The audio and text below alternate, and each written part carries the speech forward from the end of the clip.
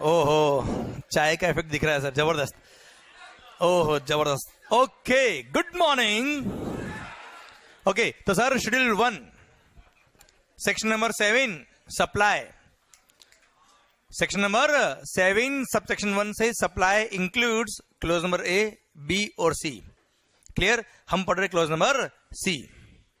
Close number C बोलता है कि all those transactions which are covered in schedule 1 of the CGST Act will be supply although it is without consideration. And at present there are 4 transactions. First, permanent transfer or disposal of the assets of the business where ITC has been availed.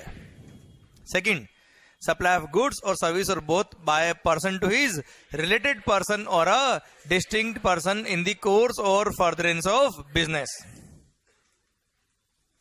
Third, supply of goods. क्या sir? Supply of goods by principal to his agent where agent undertake to supply the goods on behalf of principal. मतलब agent जो bill देगा खुद का bill देगा sir customer को। Clear? और sir supply of goods by agent to his principal where agent undertakes to receive the goods on behalf of principal. Clear? Done पूरा? Okay, para number 4। Del credere agent वगैरह सब समझना है आपको। ये पूरा सर्कुलर था सर। क्लियर? जो मैंने आपको 3-4 केसेस में समझाए थे कि आप मेरा बिल इश्यू कर रहे हो, क्लियर, या अपना खुद के नाम पे बिल दे रहे हो सर। अरे हाँ है ना, ये भी पूरा सर्कुलर दिया है। एपीएमसी मार्केट का जो मैंने बताया आपको वो भी सर्कुलर में दे रखा है। ओके, ये सारे पॉइंट अपने उसमें कवर हो जाएंगे। सारे पॉइंट अपने आप रीड करोगे आपको लगेगा सब कुछ आता है। ओके बच्चों, बस आपका अप्रोच क्या होना चाहिए सर? हम सोल्व कर रहे हैं चीजों को, याद नहीं कर रहे हैं। ओके, बुक की लैंग्वेज याद नहीं करनी है आपको।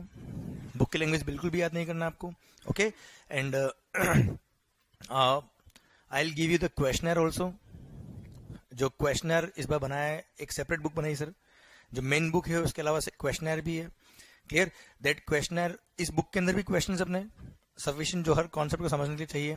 जो एक्स्ट्रा क्वेश्चन फॉर प्रैक्टिस है एंड एमसीक्यूज, उस क्वेश्चनर मैंने आपको अलग से दे रखे हैं। ठीक है? तो बियॉन्ड दैट आपको कुछ भी नहीं पढ़ना है एग्जामिनेशन पर्पज के लिए। बाकी जितना पढ़ो उतना कम होता है हमेशा। For examination purpose more than sufficient ये जो अपनी बुक है वो। क्लियर? कुछ और नहीं देखना आपको। ओके बेटा, ठीक। Okay sir, supply schedule 1 para number 4। Import of services by a person from his related person or his other establishment located outside India in the course or furtherance of business. I repeat, import of services. क्या sir? Import of services by a person from his related person or his establishment located outside India but in the course और furtherance of business, तो वो supply होगा। For example, आपकी एक branch USA में, एक branch यहाँ पे है सर। यूएसए वाली ब्रांच से अगर आपने कोई सर्विसेज ली है जो बिजनेस रिलेटेड थी, ऑल दो विदाउट कंसिडरेशन, वो इंपोर्ट ऑफ सर्विस होगी और सप्लाई होगा और जीएसटी लग जाएगा सर उस पर। ठीक है, एक एग्जाम्पल ये। दूसरा रिलेटेड का, मान लो आपका कोई related person out of India है सर, आपका ब्रदर है सर, और मान लो आप पे डिपेंडेंट है। मतलब क्या हो गया सर? वो रिलेटेड हो गया सर। उससे आपने कोई लीगल सर्विसेज ली है, कोई आपका क्लाइंट था, उसने कोई गड़बड़ करी आपसे और उसने लीगल नोटिस भेजा है वहां से। लीगल नोटिस ऑन रिकॉर्ड है सर। क्लियर? और आपके in the course of furtherance of business के लिए दिया है उसने सर्विस। तो import of services from a related person located outside India in the course और furtherance of business is supply. अच्छा, अगेन देखना, रिलेटेड वर्ड काम आया, इन दी कोर्स और फर्दरेंस ऑफ बिजनेस लिखा होना कंपलसरी है। क्यों? वरना क्या होता, आपने भाई से बात कर रहे हो और आपने भाई को बोला भाई जिंदगी बर्बाद हो गया, समझे, और वो आपको ज्ञान बांट रहा है और इधर जीएस लगता जा रहा है सर। समझा मेरी बात? इसलिए इन दी कोर्स और फर्दरेंस ऑफ बिजनेस का कितना इंपॉर्टेंस समझ में आ रहा है सर आपको? अरे क्लियर? तो import of services from a related person और एनी अदर ब्रांच या establishment located outside India, clear, in the course और furtherance of business is supply. और ऐसे केस में क्या लग जाएगा बच्चों? जीएसटी। पहले यह लिखा था taxable person, import of services by a taxable person. अभी क्या लिख दिया? Import of services by a person. Taxable word को हटा दिया, टैक्सेबल पर्सन की जगह ओनली पर्सन। टैक्सेबल पर्सन का मतलब था a person who is registered या लायबल टू बी रजिस्टर्ड। तो पहले जो पर्सन रजिस्टर्ड या लायबल टू रजिस्टर्ड था उसी के लिए ट्रांजेक्शन अप्लाई करता था। अब क्या हो गया, import of services by a person. मान लो आप जीएसटी में रजिस्टर्ड नहीं हो, ना आप लायबल टू रजिस्टर हो, पर अगर आपने आपके रिलेटेड पर्सन से या अदर एस्टेब्लिशमेंट से सर्विसेज इंपोर्ट कर ली in the course of furtherance of business, तो वो सप्लाई हो जाएगा, जीएसटी लगेगा। क्लियर, समझे मेरी बात? भले आप जीएसटी में रजिस्टर्ड थे या नहीं थे। अब जीएसटी कौन पे करेगा, कैसे पे करेगा, वो मेरा पॉइंट अभी नहीं है। वैसे बताता हूँ, रिवर्स चार्ज मैकेनिज्म लगेगा और आरसीएम में टैक्स पे करना होता है, तो रिवर्स चार्ज में आपको पहले टैक्स पे करने के लिए पहले क्या करना पड़ेगा, जीएसटी का रजिस्ट्रेशन भी लेना पड़ता है। तो आप रजिस्टर्ड नहीं हो तो भी जीएसटी लग जाएगा, और जीएसटी लग रहा है, रिवर्स चार्ज कैसे आपको रजिस्ट्रेशन कराना पड़ जाएगा। पर वो टॉपिक मेरा अभी नहीं है, रजिस्ट्रेशन और रिवर्स चार्ज मेरा टॉपिक अभी नहीं है, अननेसेसरी मैं आपको वहां डाइल्यूट नहीं करूंगा। ठीक है, क्लियर? अभी ये मान लो सप्लाई है, क्या है सर? सप्लाई। ठीक है, जब हम आरसीएम पढ़ेंगे, जब रजिस्ट्रेशन पढ़ेंगे, तब ये पॉइंट सब अपने आप लिंक हो जाएंगे आपके सारे। Okay sir, done. तो शेड्यूल 1 खत्म होता है। अब देयर आर 4 ट्रांजेक्शन। कितने सर? देखा जाए तो 4 लाइन है, पर टाइम कितना लगा समझ में आ रहा है सर आपको? आपको टाइम देना है, जल्दबाजी नहीं करनी सर। Okay, clear? तो sir schedule 1 4 transaction, although without consideration, फिर भी क्या है? सप्लाई। फर्स्ट क्या है? परमानेंट ट्रांसफर और disposal of the asset of the business where ITC has been availed. ITC नहीं लिया तो सप्लाई नहीं। Good. Second, supply of goods और सर्विस और both by person to his related person और a distinct person in the course और furtherance of business. क्या होगा सर? सप्लाई। क्लियर? पक्का? इन the course of furtherance of business. Per annum, पर employ 50,000 का gift है तो सप्लाई नहीं होगा। पर मैंने अपने एम्प्लॉय को आईफोन दिया है तो 1 लाख रुपए का, वो तो एनीवे सप्लाई है ही नहीं। सप्लाई है तो बात करेंगे ना 50,000 की सर हम। Clear? Done. Sir para number 3, supply of goods by principal to his agent where agent undertake to supply the goods on behalf of principal and vice versa. Supply of goods by agent to his principal where agent undertake to receive the goods on behalf of principal. Para number 4, import of service, goods नहीं बेटा, import of service by a person from his related person और any other establishment located outside India in the course of furtherance of business is supply. पक्का sir? ये चारों transaction although without consideration है, फिर भी क्या होंगे? Supply होंगे, और सप्लाई तो क्या लग जाएगा sir? GST. Full stop. Clear? Done. Sir क्या चल रहा है? Supply. Supply sir section number 7 subsection 1। अब आप देखो वापस से सेक्शन नंबर 7 सबसेक्शन 1 को देखना। सप्लाई इंक्लूड्स, क्लोज नंबर 1 है ऑल फॉर्म सप्लाई वगैरह, but it should be for a consideration plus in the course और furtherance of business. Clause number B, कोई बात नहीं, बिजनेस के लिए नहीं है चलेगा, पर import of services for a consideration. Clause number C, कोई बात नहीं, कंसिडरेशन नहीं है तो भी चलेगा। आप समझे मेरी बात? क्लियर? अगर कंसिडरेशन भी है इन the course of furtherance of business भी है तो क्लोज ए में कवर हो गया। कंसिडरेशन है पर इन the course of furtherance of business नहीं, पर इंपोर्ट ऑफ सर्विस है तो क्लोज बी में आ गया। और कोई बात नहीं, कंसिडरेशन भी नहीं है तो 4 ट्रांजेक्शन कहां कवर हो गए? पर अगर इन तीनों में कवर नहीं तो सप्लाई नहीं है। क्लियर? इन तीनों में कोई ट्रांजेक्शन कवर नहीं तो सप्लाई नहीं। एग्जाम्पल दू, मान लो मैंने मार्केट मैन्युफैक्चर किया, तो करो रे, मैंने हर ब्रेक में बताना पड़ता आपको। मैंने मार्केट मैन्युफैक्चर किए और ये मार्केट मैन्युफैक्चर करके मैंने फ्री सैंपल दे दिया आप लोगों को। फ्री सैंपल गुड्स मैंने डिस्ट्रीब्यूट कर दिया लोगों को, मेरे रिलेटेड पर्सन नहीं थे। क्लियर? क्या है सप्लाई है क्या? This is the question. अब पता है जैसे ही क्वेश्चन है ना, माइंड ब्लैंक, क्या पता या तो होगा या नहीं होगा। तो अब मैं ये बता रहा हूं कि आपको किस तरह से सोल्व करना है चीजों को। सर ऐसे सिचुएशन जब आती है ना, कोई भी क्वेश्चन आपके सामने आएगा, सप्लाई है या नहीं, तो अब आप एकदम ब्लैंक हो जाता माइंड, अरे है या नहीं क्या पता। बुक से पढ़ा होगा तो याद आ जाएगा, बुक से पढ़ा नहीं होगा तो कैसे करोगे वो बता रहा हूं मैं आपको। क्या करने का? सेक्शन 7 पे जाने का। सब सेक्शन 1 में गए, पहले देखो क्लोज ए में कवर है क्या?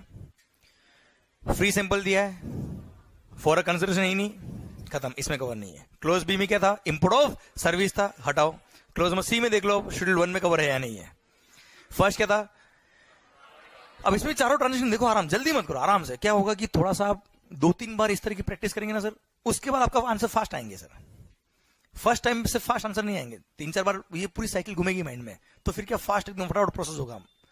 फर्स्ट क्या है, परमानेंट ट्रांसफर और disposal of the business assets where ITC has been availed. आपने तो खुद ने मैन्युफैक्चर किया है, क्लियर। आपने को इस पे परचेस करके आईटीसी तो लिया नहीं सर आपने, उसमें कवर नहीं हो रहा है। सेकंड है क्या, रिलेटेड पर्सन को दिया है, क्या रिलेटेड को नहीं दिया सर, डिस्टिंक्ट पर्सन को नहीं दिया है, प्रिंसिपल टू एजेंट भी नहीं है, और import of services from related person भी नहीं है। मतलब सेक्शन नंबर 7 सब section 1 clause number A B और सी कहीं कवर नहीं है, मतलब सप्लाई नहीं, खत्म। ऑथेंटिक आंसर आया, क्लियर। तो कोई भी क्वेश्चन आपके सामने आया लाइफ में, ऑथेंटिक अगर आपको आंसर चाहिए, क्लियर, विथ कॉन्फिडेंस, तो आंसर ऐसे ही निकालना है आपको सर, कोई शॉर्टकट नहीं चाहिए। ओके बच्चों, डन। तो सर सेक्शन नंबर 7 सब सेक्शन 1 क्लोज नंबर डी, जो मैंने लिख के काटा था सर, है ना, यहां पे लिखा था, देखना मैंने क्यों लिखा और क्यों काटा, मैं समझाता हूं। मान लो ये कट नहीं हुआ है, ओके बेटा। सेक्शन नंबर 7 सब सेक्शन 1 क्लोज नंबर डी बोलता है वो सारे ट्रांजेक्शंस, ऊपर लिखा है सप्लाई इंक्लूड्स, सप्लाई इंक्लूड्स वो सारे transactions which are covered in schedule 2 of the CGST act will be treated either a supply of goods or a supply of service. Actually क्या था, there are some transactions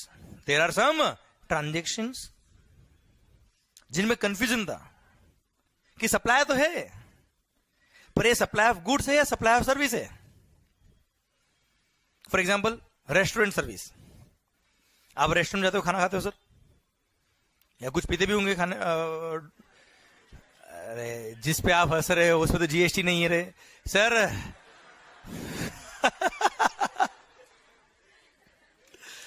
sir चाय की बात कर रहा हूं, जूस की बात कर रहा हूं आपसे, सुनना।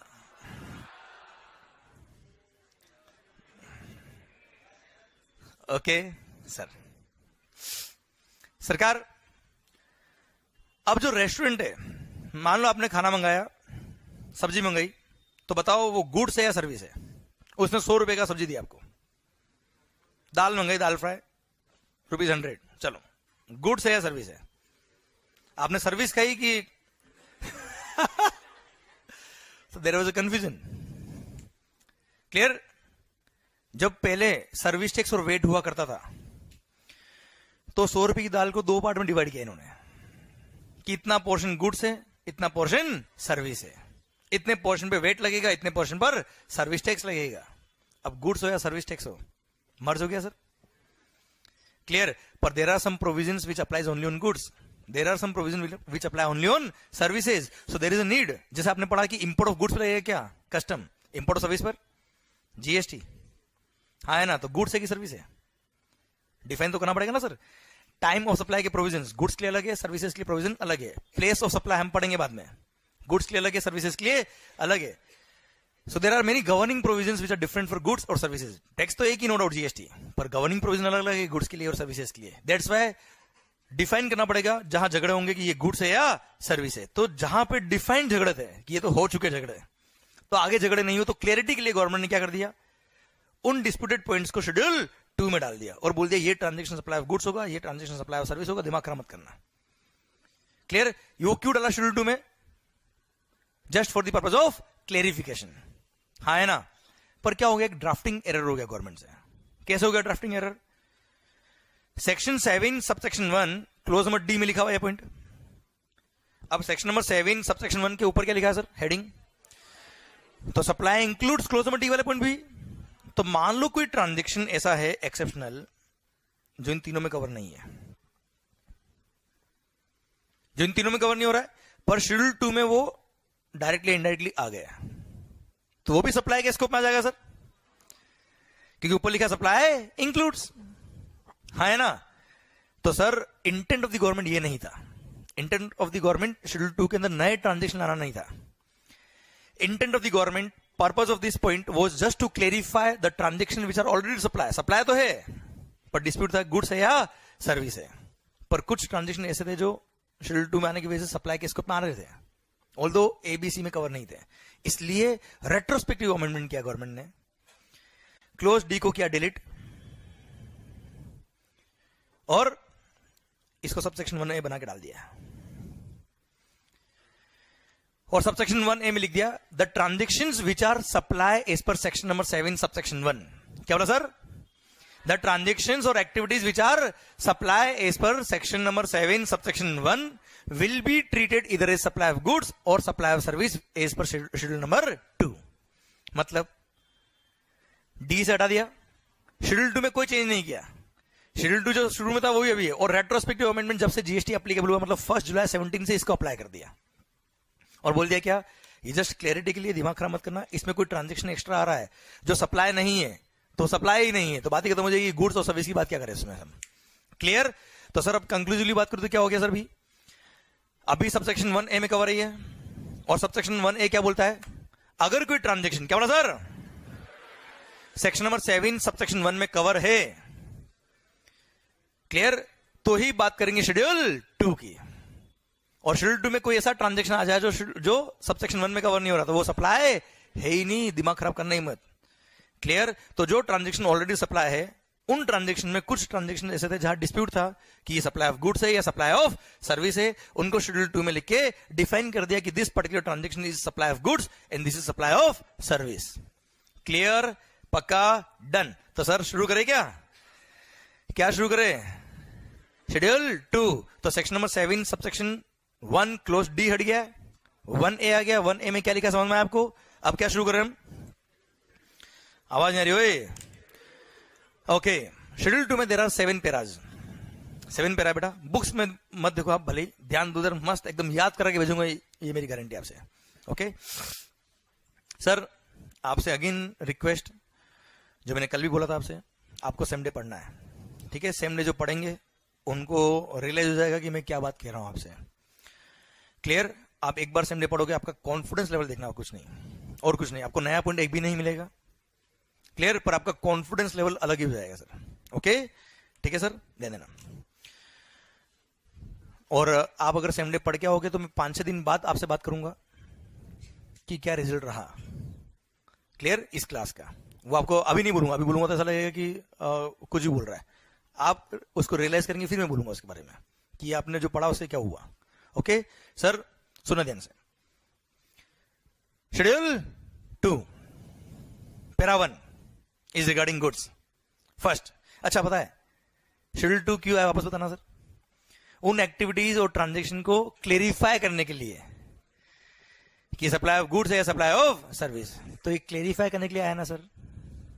तो थोड़ा सा अगर हम लॉजिकली सोचेंगे ना तो आप भी मुझे आंसर दे पाएंगे, चलेगा? तो एक काम करते, मैं नहीं पढ़ाता हूं, आपसे पूछता हूं और आप मुझे जवाब देना सर. खत्म, अपने आप याद हो जाएगा सर आपको. ओके फर्स्ट, अच्छा कभी भी एग्जाम में क्वेश्चन ये नहीं आएगा राइट डाउन शेड्यूल 2. आप बात समझो, दिस इज सीए फाइनल. तो आपको मगअप नहीं करना है सर, चीजों को समझना है, सोल्व करना है. ओके सर, फर्स्ट मैंने आपको गुड्स बेच दिया, मैंने आपको गुड्स बेचा, बताओ क्या है? सप्लाई तो है, सप्लाई ऑफ गुड्स है कि सप्लाई ऑफ सर्विस है? आवाज नहीं आ रही sir. That's it sir. Para 1 में 3 पॉइंट है. फर्स्ट है transfer of title in any goods, title मतलब ownership in any goods is supply of goods. खत्म. Second sir, transfer of title in any goods is supply of goods. खत्म.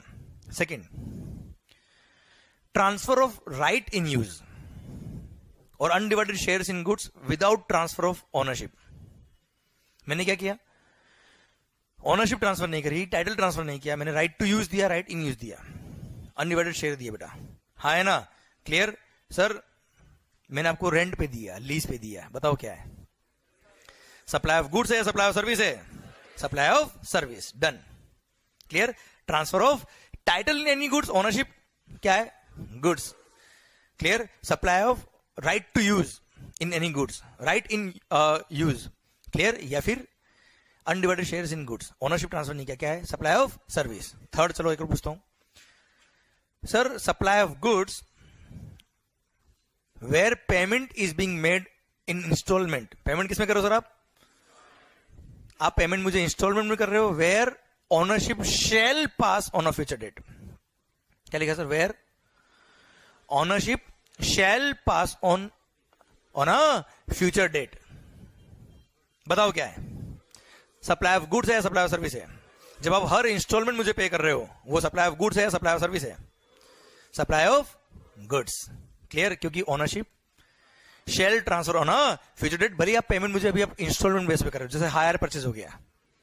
Higher purchase में क्या होता है, आप मुझे पेमेंट इंस्टॉलमेंट कर रहे हो, पर वो सप्लाई ऑफ गुड्स है, क्योंकि ownership shall pass on a future date upon after payment of all the installment. Sir हाँ है ना? ओके चलो, ये पैरा 1 खत्म हो गया सर। अब मैं आपसे एक क्वेश्चन पूछता हूं, अब आपको अप्लाई करना है, चलेगा? चलो सर, फाइनेंस लीज। मैंने कोई गुड्स आपको दिया on finance lease. Finance lease क्या होता sir? Sir after the end of the lease period आपके पास ऑप्शन है कि आप ओनरशिप ले सकते हो सर। चलो इसको और मैं न्यूमेरिकल फिगर दे देता हूं। चलो, मैंने आपको गुड्स दिया लीज पे, फाइनेंस लीज पे। Every month you'll have to pay me rupees 10,000 is lease amount. At the end of the lease period, you have the option कि मेरे को 25,000 रुपये और देना, कितना? 25,000 रुपये, और ओनरशिप आपकी।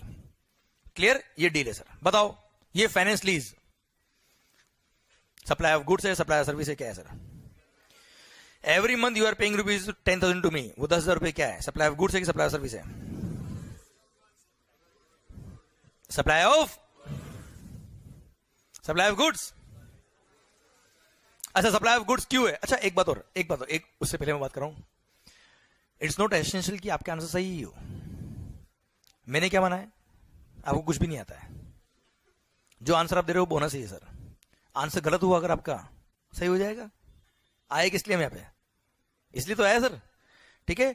तो अगर आपका आंसर गलत हो कभी भी, डोंट गेट डीमोटिवेटेड, ठीक है? आंसर जैसे ही गलत हो, उसको मैंने जैसे सही किया, यस, आज जिंदगी में एक स्टेप आगे बढ़ गए, मजा आ गया, क्लास आने का पर्पस पूरा हो गया। सर ध्यान देना, हमेशा पॉजिटिव माहौल बनना चाहिए, नेगेटिव नहीं सर। और यार गलत हो गया, उससे क्या नेगेटिविटी फैलती है? Never sir. आप यहां मोटिवेट होने के लिए आए हो। क्लियर? मैं ये प्रूव करने नहीं आया देखो मेरे को कितना आता, आपको नहीं आता, ऐसा नहीं है सर। मैं ये प्रूव करने आया देखो अब आपको कितना आ गया है, that's it. Clear? This is the purpose obviously sir. और जो भी मैं हूं आपकी वजह से हूं सर, और क्या है? अरे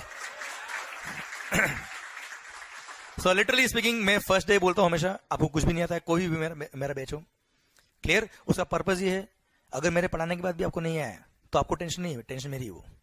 क्लियर? आपको नहीं आता इसलिए आप यहाँ पे आए हो, ठीक है? आपका आंसर गलत हुआ चलेगा, इट्स नॉर्मल, गलत होना था वो तो, सही करना मेरा काम है। ओके? सो ऐसा नहीं सोचना कि यार गलत हो गया, गलत हो सकता है, ठीक है सर? चलो बात करते हैं हम फाइनेंस लीज पे। मैंने अगर आपको गुड्स दिया है, बताओ क्या सप्लाई ऑफ गुड्स है कि सप्लाई ऑफ सर्विस है? 10,000 रुपए जो आप हर महीने में को दे रहे हो, गुड्स। क्यों गुड्स?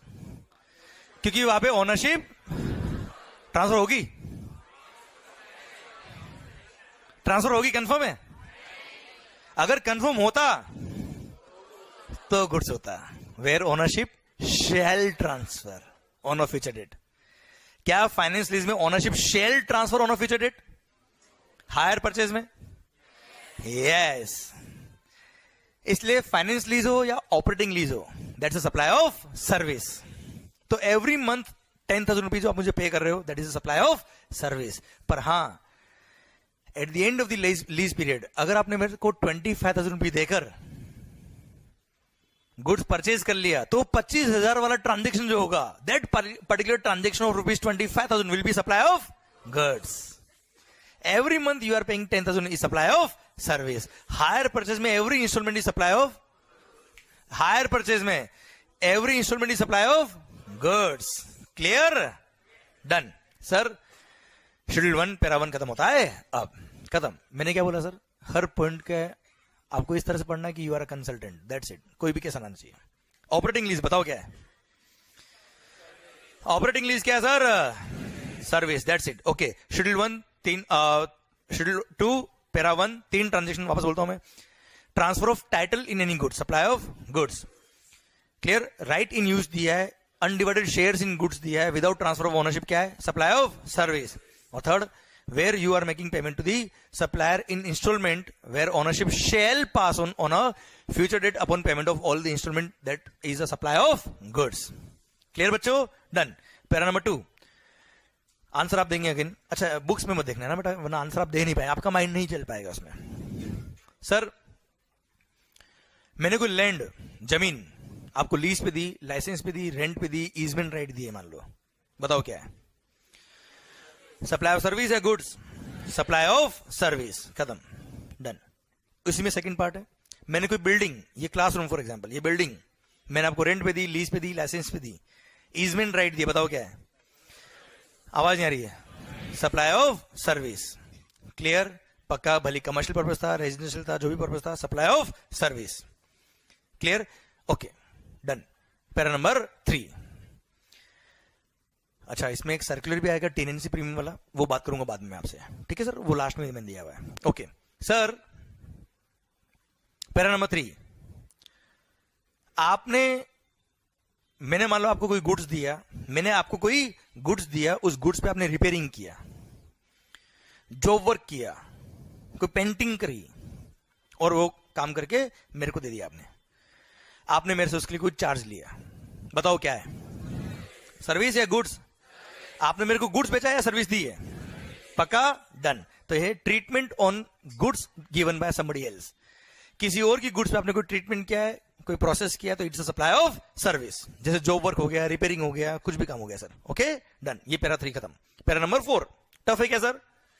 पक्का, डन। पैरा नंबर 4, पता है टफ कुछ भी नहीं है, टफ केवल एक चीज है जो आपको समझ में नहीं आया, बाकी कुछ भी टफ नहीं है, क्लियर। अगर आपको टफ लगेगी तो आप दुनिया को क्या समझाओगे सर? कुछ टाइम बाद आपको दुनिया को एडवाइस देनी है यार, समझे मेरी बात? अगर आपको, ध्यान देना बेटा, कोई भी टॉपिक आपको अगर इजीली समझ में नहीं आ रहा है तो ध्यान देना, हम उसके कंसल्टेंट कभी नहीं बन पाएंगे, सीए नहीं बन पाएंगे उसके, क्लियर। इसलिए आपको टॉपिक हमेशा इजी ही लगना चाहिए। हाँ टेक्निकल हो सकता है, टेक्निकल हो सकता है, और टेक्निकल टॉपिक को आप इजीली सोल्व करोगे तो ही तो चार्टर्ड वर्ड आएगा आगे, वरना अकाउंटेंट में बहुत सारे हैं, क्लियर सर, ध्यान देना, इसलिए आपके लिए इजी होना चाहिए पॉइंट। ओके सर, मेरा पॉइंट आपसे ये, para number 4 is regarding business asset, Aniket, it's regarding business assets. Para 1, अच्छा आप बताना सप्लाई ऑफ गुड्स है कि सप्लाई ऑफ सर्विस है? परमानेंट ट्रांसफर और disposal of the assets of the business, whether or not for a consideration on the direction of the person who is carrying on the business, जो business कर रहा है उसकी direction पे आपने क्या कर दिया, उन असेट्स को, बिजनेस के असेट्स को डिस्पोज ऑफ कर दिया। परमानेंट ट्रांसफर और disposal of the assets of the business, whether or not for a consideration, बताओ क्या? सप्लाई ऑफ गुड्स है कि सप्लाई ऑफ सर्विस है? Permanent transfer, permanent transfer of the assets of the business क्या है? Supply of goods है ना sir, मैंने एसी भेज दिया, क्या है? परमानेंट ट्रांसफर, टेम्पररी दिया है क्या सर? पहले क्या पढ़ा है, कुछ आता है छप छोड़ दो, पहली बार पढ़ रहे हैं तो लाइफ में, क्लियर। ओके इधर ध्यान। ओके सर, मैंने अपने ऑफिस के असेट्स को बेच दिया, डोनेट कर दिया, क्या है? गुड्स दिए ना बेटा यार, क्लियर, समझे मेरी बात? ओके, परमानेंट ट्रांसफर और disposal of the assets of the business, clear, on the direction of the person who is carrying on the business, whether or not for a consideration is a supply of goods, clear। अब पता देखो यहां पे ये नहीं लिखा है where ITC has been availed, लिखा है क्या पे? अब बताओ, मान लो किसी एसेट पे आपने आईटीसी नहीं लिया, किसी एसेट पे आपने आईटीसी नहीं लिया और उसको आपने परमानेंट ट्रांसफर कर दिया विदाउट कंसिडरेशन, बताओ सप्लाई है क्या? क्यों नहीं है? क्योंकि सेक्शन नंबर 7 सबसेक्शन 1 में कवर ही नहीं हो रहा है, तो जब वो सप्लाई ही नहीं है तो शेड्यूल 2 की बात ये झगड़े थे सर, इसलिए क्लोज नंबर डी से हटा के 1A में डाला इसको। अब बात समझ में आई आपको? मैं उस टाइम एग्जांपल नहीं दिया आपको जानबूझ के, क्योंकि आपने शेड्यूल 2 पढ़ा ही नहीं, मैं एग्जांपल कैसे देता आपको उस टाइम पे? अभी समझ में आया? यहां पे गवर्नमेंट ने क्या नहीं लिखा है, where ITC has been availed, तो क्या होता सर, शेड्यूल 1 में कवर है क्या, जहां आईटीसी लिया वही सप्लाई होगा, और यहां लिखा जहां आईटीसी हो नहीं होगा, कुछ लिखा ही नहीं, तो वो भी सप्लाई होगा, तो मतलब क्या रहा उस पॉइंट का सर? इसलिए क्लोज नंबर डी से हटा के 1A में डाला, और 1A में डाला इसका मतलब क्या होगा, वो अगर सप्लाई होगा तो ही यहां बात करेंगे, अब वो सप्लाई ही नहीं है, बात ही खत्म हो गई सर, क्लियर, पक्का। अच्छा हाँ, आपने permanent transfer of the assets of the business क्या होता, फॉर अ कंसिडरेशन, तो वैसे ही क्लोज नंबर ए में कवर होता है sir 7(1)(a, in the course of furtherance of business for a consideration, supply वैसे भी है सर, विदाउट कंसिडरेशन अगर है तो आईटीसी लिया तो ही सप्लाई, अदरवाइज सप्लाई नहीं है, डन। पर सप्लाई ऑफ गुड्स है कि सर्विस है? Okay, schedule 2 para number 4 clause number A था. I repeat, permanent transfer. क्या लिखा सर? परमानेंट ट्रांसफर और disposal of the asset of the business on the direction of the person who is carrying on the business whether or not for a consideration is supply of goods. Okay, second इसी के अंदर, sir मैंने अपने business के assets किसी person को use करने के लिए दे दिया अदर देन फॉर बिजनेस. चलो एग्जांपल लेता हूं मैं. मान लो मैंने अपने बिजनेस के एसेट्स, ये माइक सिस्टम, ये कंप्यूटर लैपटॉप वगैरह, ये अपने घर ले गया और घर पे बैठ के गेम खेल रहा हूं मैं इन पे पर्सनल यूज के लिए. सर समझना मेरी बात को. मैंने बिजनेस का एसेट लिया, बिजनेस में काम ले रहा हूं मैं इसको, क्लियर, और 2 दिन के लिए घर ले गया सर. Temporary transfer. क्या लिखा sir? Temporary transfer or permitting the use of the assets of the business whether or not for a consideration on the direction of the person who is carrying on the business. बताओ क्या है? Supply of goods है कि supply of service है? Supply of service है. पक्का बच्चों? तो सर चलो 1-2 क्वेश्चन मेरा आपके लिए, 1-2 क्वेश्चन मेरा आपके लिए पूछ लो सर. चलो सर, क्या नाम सर? रोहन. रोहन ने क्या किया सर? अब सर जो बात कर रहा हूं उसको थोड़ा समझने की कोशिश करना सर. ये किसी कंपनी के एम्प्लॉई है या इनकी खुद की कंपनी सर. इन्होंने क्या किया, ऑफिस के लैपटॉप को घर ले गया और घर जाके 2 मूवी देख ली सर. ऑफिस का लैपटॉप जो ऑफिस में काम आता है सर, घर ले गया और घर पे 2 मूवी देख ली. बताओ क्या है? लैपटॉप इसने ऑफिस का यूज लिया है और मूवी देख के 2 दिन और सर मॉर्निंग वापस ऑफिस. Yes sir. बताओ क्या है? That is a supply of service. समझे? ये मानेंगे कि ऑफिस वालों ने आपको घर पे पर्सनल यूज के लिए रेंट पे दिया है. Clear? And that is supply of service. उस पर जीएसटी पे करना पड़ेगा. बहुत सारे लोग टेंशन में आ गए कि हम तो सर रोज ही सर, और कुछ लोगों को तो शर्म भी आ रही है बोलते हुए. सर अब पॉइंट ये है सर हमने तो कभी जीएसटी पे ही नहीं किया. तो इसका मतलब ये तुमने जीएसटी पे नहीं किया तो लॉ में चेंज कर दे. आप बात समझना, लॉ में क्या लिखा है? सप्लाई ऑफ सर्विस है. आप पे नहीं करो इसका मतलब ये नहीं कि सप्लाई ऑफ सर्विस नहीं है. क्लियर? अच्छा, तो माइंड में पॉइंट आया सर, ऑफिसर को पता कैसे पड़ेगा? तो चोर कौन होता है सर? जो पकड़ा जाए. समझ में आई मेरी बात? तो इसीलिए सिंह से इग्नोर हो जाते हैं बात. इसका कोई एविडेंस नहीं होता है. ऑफिसर इतना डेप्थ में नहीं जा सकता है, इसलिए सप्लाई में कवर प्रैक्टिकली लोग नहीं कर पाते हैं. अदरवाइज एज पर लो ये सप्लाई ऑफ सर्विस है. क्लियर? तो आप में बहुत सारे लोग ये भी सोचेंगे सर फिर प्रैक्टिकल कोई एग्जांपल तो डिपार्टमेंट पकड़ेगा. थोड़ा थ्योरी थोड़ी पढ़ना, केवल प्रैक्टिकल होना चाहिए ना सर. दो एक शानदार एग्जांपल. वीरेंद्र, फिर मैं क्या करूं यार. ओके, इनकम टैक्स का असेसमेंट हुआ आपका सर, और मान लो किसी असेट पे प्रोपोर्शनेट डेप्रिसिएशन उसने डिसअलाउ कर दिया. प्रोपोर्शनेट डेप्रिसिएशन क्या कर दिया, और आपने उसको एक्सेप्ट कर लिया, अपील फाइल नहीं करी. अच्छा, उसने प्रोपोर्शनेट डेप्रिसिएशन क्यों डिसअलाउ किया? अगले दिन डिपार्टमेंट खड़ा हो जाएगा जीएसटी वाला, लाओ भाई जीएसटी दे दो. क्यों? ये रहा para schedule 2 para 4 clause B क्या बोलता है? Temporary transfer or permitting the use of the assets of the business on the direction of the person who is carrying on the business whether or not for a consideration is a supply of service. Clear? समझे? ध्यान रखना, ये बहुत भारी point है जो अभी तक इंडस्ट्री के सामने आए नहीं है. लोग समझ ही नहीं पाए इन पॉइंट्स कब तक.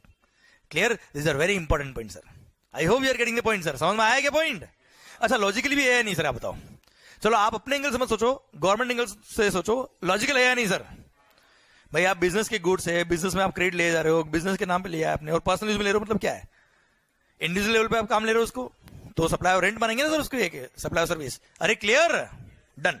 तो सर यस बच्चों, यहां पर जो आपने शेड्यूल 2 पैरा 4 क्लोज ए और क्लोज बी पढ़ा है, यह एक छोटा सा अमेंडमेंट हुआ है.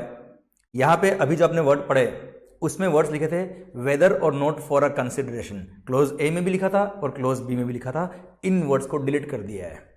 I repeat, weather or not for a consideration in words को डिलीट कर दिया है by finance act 2020 retrospectively effectively with effectively from 1 जुलाई 2017, जब से जीएसटी आया था। अब आप बोलोगे सर ये क्या बोल रहे हो आप, हमको समझाओ भी तो सही। हाँ बच्चों समझाता हूं मैं आपको। Friends, weather or not for a consideration, ये वर्ड डिलीट कर दिए। डिलीट क्यों किए? क्योंकि इनकी वजह से सप्लाई के स्कोप में एम्बिग्यूटी क्रिएट हो रही थी, कंफ्यूजन हो रहे थे मार्केट में, इसलिए इन वर्ड्स को डिलीट कर दिया। पर हां, इन वर्ड्स को डिलीट करने की वजह से कोई इंपैक्ट नहीं है, ये केवल एक क्लेरिफिकेटिव नेचर का अमेंडमेंट है। क्योंकि आपको पता है, हमने अभी भी बात करी, शेड्यूल 2 में जितने भी ट्रांजेक्शंस कवर है वो सब अगर सेक्शन नंबर 7 सब सेक्शन 1 के अकॉर्डिंग अगर सप्लाई है तो ही शेड्यूल 2 में हम आएंगे। सेक्शन नंबर 7 सब सेक्शन 1 के अकॉर्डिंग अगर कोई ट्रांजेक्शन सप्लाई होता है और उसमें अगर डाउट है कि ये particular transaction supply of goods है या सप्लाई ऑफ सर्विस है, तो उसके लिए हम आए शेड्यूल नंबर 2 में। पर शेड्यूल नंबर 2 कोई नया ट्रांजेक्शन नहीं डिफाइन करेगा कि ये भी सप्लाई है साहब। जो ऑलरेडी सप्लाई है सेक्शन नंबर 7 सब सेक्शन 1 के अकॉर्डिंग, वही ट्रांजेक्शन शेड्यूल 2 में आ सकते हैं। पर यहां पर weather or not for a consideration words की वजह से कंफ्यूजन हो रहा था। कुछ ट्रांजेक्शन जो सेक्शन नंबर 7 सब सेक्शन 1 के अकॉर्डिंग सप्लाई नहीं थे, वो भी इसमें कवर हो रहे थे। और यहां पे लिखा है कि वो शेड्यूल 2 में कवर है, पैरा 4 क्लोज ए और क्लोज बी में आगे लिखा है क्या, वो सप्लाई ऑफ गुड्स होगा या सप्लाई ऑफ सर्विस होगा। क्लोज ए में तो supply of goods, clause B में है तो सप्लाई ऑफ सर्विस। तो कुछ ट्रांजेक्शन जो सप्लाई के स्कोप में नहीं आ रहे थे इस पर सेक्शन नंबर 7 सब सेक्शन 1, वो यहां कवर हो रहे थे। उसकी वजह से लोगों में कंफ्यूजन हो रहा था, इसलिए उस कंफ्यूजन को दूर करने के लिए, एम्बिग्यूटी को दूर करने के लिए यहां अमेंडमेंट कर दिया रेट्रोस्पेक्टिवली विद इफेक्ट फ्रॉम 1 जुलाई 2017। ये क्लेरिफिकेटिव नेचर का अमेंडमेंट है। मैं आपको समझाऊंगा अब कि क्या कंफ्यूजन था। फॉर एग्जाम्पल बच्चों, यहां पर पैरा 4 क्लोज ए बोलता है क्या, परमानेंट ट्रांसफर और disposal of the assets of the business so as those assets do not form part of the assets of the business। और आगे लिखा था क्या, weather or not for a consideration, वो होगा सप्लाई ऑफ गुड्स, मतलब permanent transfer और disposal of the asset of the business.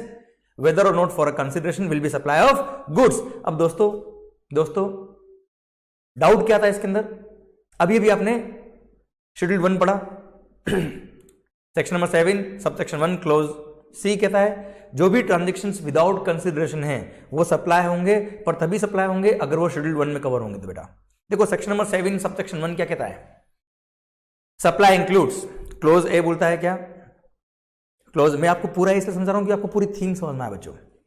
Section number 7 सब सेक्शन 1 बोलता है सप्लाई इंक्लूड्स, क्लोज ए बोलता है कोई भी ट्रांजेक्शन सप्लाई होगा अगर वो फॉर अ कंसिडरेशन है प्लस इन द कोर्स और फर्दरेंस ऑफ बिजनेस है। क्लोज बी बोलता है क्या, import of services for a consideration. और क्लोज सी में लिखा है कि अगर विदाउट कंसिडरेशन है तो भी सप्लाई होगा, पर अगर वो ट्रांजेक्शन शेड्यूल 1 में कवर है तो ही सप्लाई होगा। अब शेड्यूल 1 में हम गए, उसका पैरा 1 क्या बोलता है बेटा, परमानेंट ट्रांसफर और disposal of the asset of the business where ITC has been availed.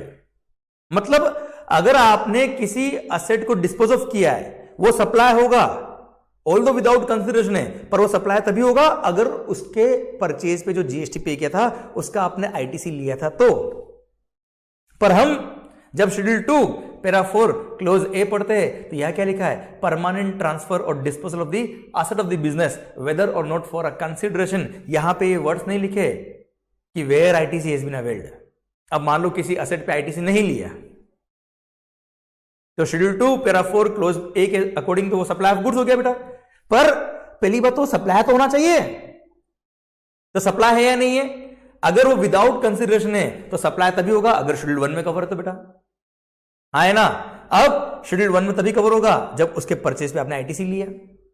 तो यहां पर क्या था, सिंस यहां पे वो वर्ड्स नहीं लिखे थे कि where ITC has been availed, उसकी वजह से एम्बिग्यूटी हो रहा था कि जहां आईटीसी नहीं लिया और अगर असेट को परमानेंट ट्रांसफर कर दिया ऑल्दो विदाउट कंसिडरेशन तो भी क्या वो सप्लाई ऑफ गुड्स कहलाएगा, क्योंकि शेड्यूल 2 पैरा 4 क्लोज ए में कवर हो रहा है। तो झगड़े होने लगे थे इंडस्ट्री में, इसलिए डिपार्टमेंट ने क्या किया, फाइनेंस एक्ट 2020 के थ्रू रेट्रोस्पेक्टिव अमेंडमेंट किया। और रेट्रोस्पेक्टिव अमेंडमेंट 1 जुलाई 2017 से एप्लीकेबल करके बोल दिया कि weather or not for consideration यहां से डिलीट कर दिया क्लोज ए और क्लोज बी से। अब अल्टीमेटली क्या रहा बेटा, अब ये रहा कि पैरा 4, पहली बात तो शेड्यूल 2 में वही ट्रांजेक्शंस आएंगे जो ऑलरेडी सप्लाई है एज पर सेक्शन नंबर 7 सब सेक्शन 1, भले वो क्लोज ए हो, बी हो या सी हो। और पैरा 4 क्लोज ए बोलता है क्या, वो देखो शेड्यूल 2 क्या ये क्यों आया, ये डिफाइन करने के लिए कि सप्लाई ऑफ गुड्स है कि सप्लाई ऑफ सर्विस है। तो बस शेड्यूल 2 पैरा 4 क्लोज ए ने बोल दिया क्या, परमानेंट ट्रांसफर और disposal of the assets of the business अगर आपने किया है तो वो अगर सप्लाई है एज पर सेक्शन नंबर 7 सब सेक्शन 1 तो सप्लाई होगा, पर वो सप्लाई ऑफ गुड्स होगा।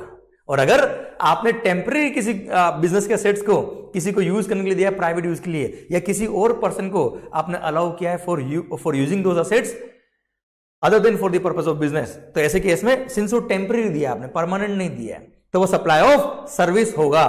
अच्छा, वो सप्लाई है या नहीं है ये सेक्शन नंबर 7 से आप 7 सब सेक्शन 1 से डिफाइन करिएगा, पर अगर सप्लाई है तो वो सप्लाई ऑफ सर्विस कहलाएगा। अच्छा देखिए, विदाउट कंसिडरेशन वाले ट्रांजेक्शंस सप्लाई तभी होंगे जब वो क्लोज नंबर सी में कवर होंगे, सेक्शन नंबर 7 सब सेक्शन 1 के क्लोज नंबर सी में। अगर वो शेड्यूल 3 में कवर है तो बेटा, सॉरी शेड्यूल 1 में कवर, तो सेक्शन नंबर 7 सब सेक्शन 1 क्लोज सी बोलता है शेड्यूल 1 में जो ट्रांजेक्शन कवर है वो ही ट्रांजेक्शन सप्लाई होंगे अगर विदाउट कंसिडरेशन है तो अगर विदाउट कंसिडरेशन वाले ट्रांजेक्शन शेड्यूल 1 में कवर होते हैं तो सप्लाई होंगे, और सप्लाई है तो सप्लाई ऑफ गुड्स है, सप्लाई ऑफ सर्विस है, वो शेड्यूल 2 ने डिफाइन कर दिया और बोल दिया पैरा 4 ने क्या, बिजनेस के एसेट्स को परमानेंट ट्रांसफर कर दिया तो सप्लाई ऑफ गुड्स होगा, और बिजनेस के एसेट्स को आपने टेम्परेरी दिया किसी को यूज करने के लिए other than for the purpose of business, या आपने खुद ने प्राइवेट यूज के लिए यूज कर लिया तो सप्लाई ऑफ सर्विस होगा। क्लियर? और वो सप्लाई है या नहीं है वो आपको साहब सेक्शन नंबर 7 सब सेक्शन 1 से डिफाइन करना पड़ेगा। तो यहां पे weather or not for a consideration words को डिलीट किया, उससे इंपैक्ट कुछ नहीं आया, बस मार्केट में जो एम्बिग्यूटी थी उसको क्लियरिफाई कर दिया। ये क्लियरिफिकेटिव नेचर का अमेंडमेंट है, कोई मेजर अमेंडमेंट नहीं बेटा। क्लियर? भारत माता की जय, ऑल द वेरी बेस्ट, अच्छे से पढ़िए। माहौल clause number C, sorry para 4 clause C, इधर ध्यान। चल क्या रहा है सर? सप्लाई में क्या चल रहा है? सबसेक्शन 1 है, सबसेक्शन 1 में क्या चल रहा है? शेड्यूल 2, शेड्यूल 2 में para number 4 regarding business assets. First हमने पढ़ा परमानेंट ट्रांसफर और disposal of the asset of the business. Second पढ़ा हमने क्या, टेम्पररी ट्रांसफर किया है, permitting the use of the asset किया है other than for business purpose. Clear? Supply of service. Third, when a person ceases to be a taxable person, मतलब कोई person पहले जीएसटी में रजिस्टर्ड था, ध्यान से सुनना, कोई पर्सन पहले जीएसटी में रजिस्टर्ड था, अब उसने अपना रजिस्ट्रेशन सरेंडर कर दिया या उसका रजिस्ट्रेशन कैंसिल डिपार्टमेंट ने कर दिया या उसने करा दिया, अल्टीमेटली वो टैक्सेबल पर्सन नहीं रहा। That person ceases to be a taxable person. Yes sir, when a person ceases to be a taxable person, तो जितने भी assets of the goods, assets of the business दिख रहे हैं आपको, ये सब मान लेंगे उसने खुद ने खुद को ही सप्लाई कर दिया। ये सब क्या मान लेंगे सर? उसने खुद ने खुद को ही सप्लाई कर दी, और क्या लग जाएगा? जीएसटी। मतलब रजिस्ट्रेशन कैंसिल कराना तो पहले इन सब का जीएसटी पे करो, फिर रजिस्ट्रेशन कैंसिल कराओ। लॉजिक क्या है इसके पीछे का? भाई साहब, जब आपने सारा एसेट लिए, सारा क्रेडिट ले लिया उसी दिन आपने, और फिर 4 दिन बाद बोलते हो क्या रजिस्ट्रेशन क्या कर दो, कैंसिल। वाह भाई, मजे ले लिया आपने क्रेडिट के तो पूरे। क्लियर? दैट्स व्हाई गवर्नमेंट ने इसको शेड्यूल 2 पैरा 4 क्लोज सी में डाल के बोल दिया क्या, यहाँ पे आपको सप्लाई मान लेंगे सप्लाई इस ट्रांजेक्शन को। और when a person ceases to be a taxable person, तो जितने भी एसेट्स उसके बिजनेस के हैं ये सब क्या मान लेंगे? सप्लाई हो गए, उसने खुद ने खुद को सप्लाई कर दिया, मान लेंगे, और उसको जीएसटी पे करना पड़ेगा। क्लियर? पक्का बच्चों? 100% डन। पर जिन एसेट्स पे उसने आईटीसी लिया होगा ना सर, उन्हीं में उसको सप्लाई मानेंगे। क्यों? क्योंकि section number 7 subsection 1 clause number C schedule 1 first transaction cover होगा ये, और permanent transfer of the asset हो गया एक तरह से ये, और वहां पे आईटीसी लिया तो ही सप्लाई होता ना बेटा यार। ये तो ये यहां नहीं लिखा, पर इंटरप्रिटेशन में निकलेगा सर इसका। Clear? I repeat the point, when a person ceases to be a taxable person, तो जितने भी एसेट्स ऑफ द बिजनेस है क्या मान लेंगे सर? उसने खुद ने खुद को सप्लाई कर दिए, सप्लाई हो जाएगा, सप्लाई ऑफ गुड्स होगा सर ये, और जीएसटी लग जाएगा उसमें सर। क्लियर? पक्का? Done sir. पर इसके 2 एक्सेप्शन है बेटा। क्या? फर्स्ट, अगर मैंने अपना बिजनेस किसी और को ट्रांसफर कर दिया एज ए गोइंग कंसर्न, या फिर मेरे लीगल हायर, सेकंड एक्सेप्शन, मेरे लीगल हायर उस बिजनेस को कंटिन्यू कर रहे हैं एज ए गोइंग कंसर्न, तो यार हुआ क्या उसमें? क्या रजिस्ट्रेशन मेरा नाम हट के किसी और का लग गया सर? आप बात समझना, बाहर नाम जो बोर्ड था वो हट के किसी और का लग गया सर। क्लियर? गवर्नमेंट को लॉस हुआ क्या इसमें सर? कुछ लॉस नहीं हुआ सर, इसलिए उसको सप्लाई नहीं मानेंगे। क्लियर? आई रिपीट, मैंने अपना रजिस्ट्रेशन कैंसिल करके बिजनेस वगैरह बंद कर दिया, या बिजनेस चालू है पर रजिस्ट्रेशन नहीं है मेरा, तो सप्लाई मान लिया, पर मेरा नाम हटके जैसे पेन नंबर चेंज हो गया ना बेटा यार, आज मान लो मेरे लीगल हायर बिजनेस को कंटिन्यू कर रहे हैं, आई एम एन इंडिविजुअल, तो पेन नंबर मेरा चेंज हो गया, उनका आएगा सर, उनको नया रजिस्ट्रेशन करना पड़ेगा, तो they continue the business, government को लॉस नहीं है sir, clear, they will pay the GST, कोई दिक्कत नहीं सर, तो इस तरीके से सप्लाई नहीं होगा, क्लियर।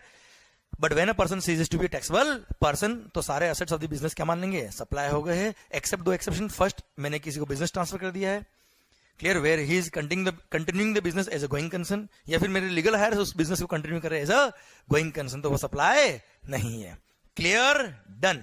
ये पैरा नंबर 4 खत्म होता है अब, क्लियर। एक बार पैरा नंबर 5 शुरू करने से पहले पैरा नंबर 1 2 3 4 वापस बोल दूं, पूरा वापस बोल देता हूं मैं आपके लिए सर, वरना क्या होता है मल्टीपल पॉइंट आता है ना सर, तो ऐसा लगता है बस चल रहा है, खत्म हो रहा है पॉइंट, ठीक है। आपको जब भी ऐसा फील आता है पढ़ते वक्त, तो एक बार जो पॉइंट आपको लग रहा है चल रहा है, खत्म हो रहा है, पता नहीं मेरे को याद है या नहीं, तो उनको वापस देख लो एक बार, और क्या है, 2 मिनट लगेंगे सर। सुनना, schedule 2 para 1 is regarding goods, उसके 3 पॉइंट, फर्स्ट है transfer of title in any goods, क्या है, तो सबकी आवाज नहीं आ रही, मजा नहीं आ रहा सर, क्या है, सप्लाई ऑफ गुड्स, पक्का। Second sir, permitting right in use दिया है या अनडिवाइडेड शेयर्स दिए without transfer of ownership of the goods, बताओ क्या है, सर्विस। थर्ड सर, मैंने कोई गुड्स आपको इंस्टॉलमेंट बेसिस पे पेमेंट के लिए अलाउ किया है, और you are making me the payment on installment basis, जहां पे ownership shall transfer on a future date upon payment of all the installment, बताओ क्या है, supply of goods. Second para, मैंने कोई लैंड लीज पे दिया है, लाइसेंस पे दिया है, रेंट पे दिया है, ईजमेंट राइट दिया, बताओ क्या है, सप्लाई ऑफ सर्विस। मैंने कोई बिल्डिंग या उसका कोई पार्ट आपको लीज पे दिया, रेंट पे दिया, लाइसेंस पे दिया है, ईजमेंट राइट दिया, टेनेंसी राइट दिया, बताओ क्या है, supply of service, clear. Sir para number 3 sir, treatment on some other person goods, बताओ क्या है, कोई आपने प्रोसेस किया है, जॉब वर्क किया है, supply of service. Para number 4 regarding business assets, permanent transfer और disposal of the asset of the business on the direction of the person who is carrying on the business whether or not for a consideration, क्या है, goods. Second, allowing or permitting the use of the business assets for any purpose other than business to any person, आपने business के assets को किसी person को allow कर दिया to use it without other than for business purpose, बताओ क्या है, supply of service, clear, whether or not for a consideration. And last, when a person ceases to be a taxable person, क्या है, सारे asset क्या मान लेंगे, supply of goods, accept अगर मेरा बिजनेस कंटिन्यू हो रहा है बाय माय लीगल हायर्स, या फिर किसी और पर्सन को मैंने ट्रांसफर कर दिया business as a going concern, तो ऐसे केस में सप्लाई नहीं होगा, क्लियर सर। आ रहा है सर, पैरा नंबर 5 आ रहा है ना बेटा, हाँ सर, पेन नंबर चेंज हो रहा है क्या सर, चेंज हो रहा है क्या, मैं समझ गया, मेरे को मैं आपका आंसर दे रहा हूं, पेन नंबर चेंज हो रहा है क्या सर, मेरे को बताया हो तो होगा या नहीं होगा, खत्म आंसर, आ गया आपका आंसर। देखो पेन, देखो आपका पॉइंट है सिंपल सा कि सर पार्टनरशिप फॉर्म है, कंपनी में कन्वर्ट हो रही है, या कंपनी पार्टनरशिप में हो रही है, या इंडिविजुअल है, प्रोपर्टरशिप कंसर्न है, पार्टनरशिप में आ रही है, या vice versa, PAN number change होगा क्या sir, in the eyes of the law registration number नया लेना पड़ेगा सर, तो ट्रांसफर ऑफ बिजनेस हो गया सर, ये सप्लाई की बात ही नहीं आएगी सर इसमें, क्योंकि as a going concern you are continuing, कोई दिक्कत नहीं बेटा, ठीक है, यस ग्रेट। तो मैंने आपसे क्रॉस क्वेश्चन करके उसको सोल्व किया सर, ओके सर। अच्छा, मैं डायरेक्ट अगर आपको आंसर यस या नो में दूंगा ना सर, तो आप कभी सोल्व नहीं कर पाएंगे, मेरे को आपको फॉर्मूला देना जिससे मैं सोल्व करता हूं, तो आप उसको सोल्व कर पाएंगे sir, clear sir.